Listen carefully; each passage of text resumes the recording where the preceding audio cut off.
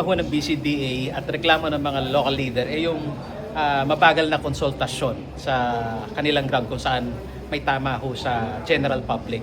Itong river system na kanila hong proyekto dito ho sa Porac. Gob, ano naging malinaw? Paano ba natanggap yung impormasyon tungkol dito ho sa kanilang proyekto? Actually, nung interagency po ng 2023 na pag-usapan niya yung rehabilitation ng Esitex Bridge and yung rehabilitation ng Pasig Potrero River.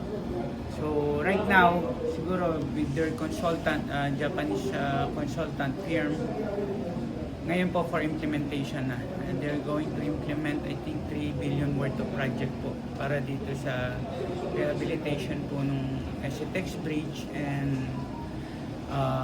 sa Pasig Potrero, yung mga protection nitong mga dike po ng Pasig Potrero.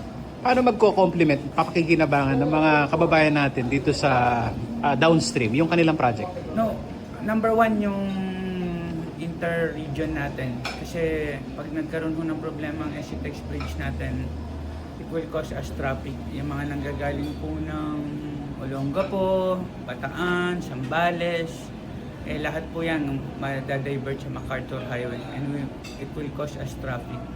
So malaking bagay po yung Esitex Bridge na yan na ma-secured po natin. Kaya yan po, pinondohan nila. May epekto ba sa quarry industry na Pampanga itong project Wala nila? naman po. Yung parehas pa rin naman po yan. Wala naman magiging problema sa quarry industry natin.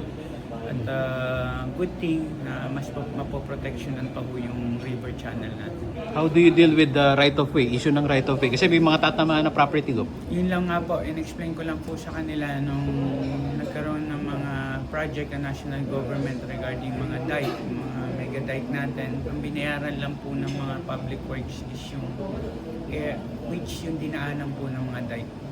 So inside po nung dike, hindi po talaga bayad sa mga landowner yan. So yun na lang pinakiusap po namin sa kanila na please considered kasi kung they're going to put permanent structure, baka kailangan na kung bayaran nila yung mga private owner.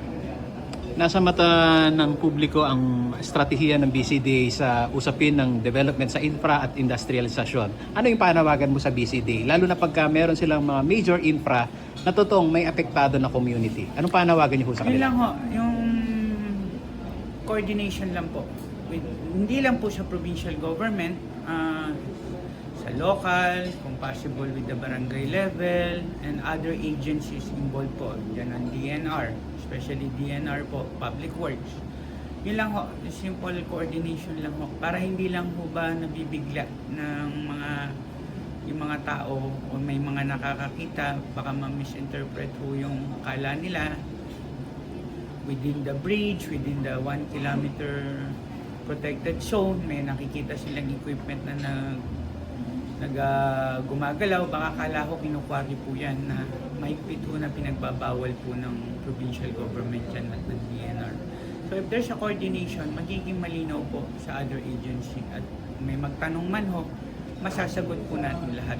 Like what happened in Tarlac.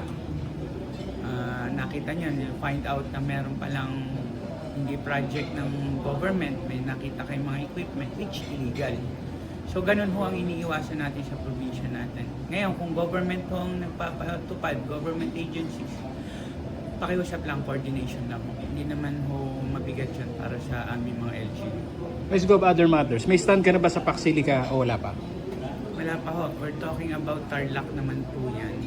But I think, alamin ho natin lahat ng mga data. Huwag ho natin kagad isara yung isip natin tungkol dito. Hindi naman ho tatanggapin ng national government yan kung magkakaroon ng malaking apekto sa environment natin. At kung walang benepisyo na may bibigay po sa gobyerno natin, definitely merong benepisyo yan. So, hintayin ho natin yung mga right data. Huwag muna ho natin isara yung isip natin. Kailangan muna ho natin pakinggan.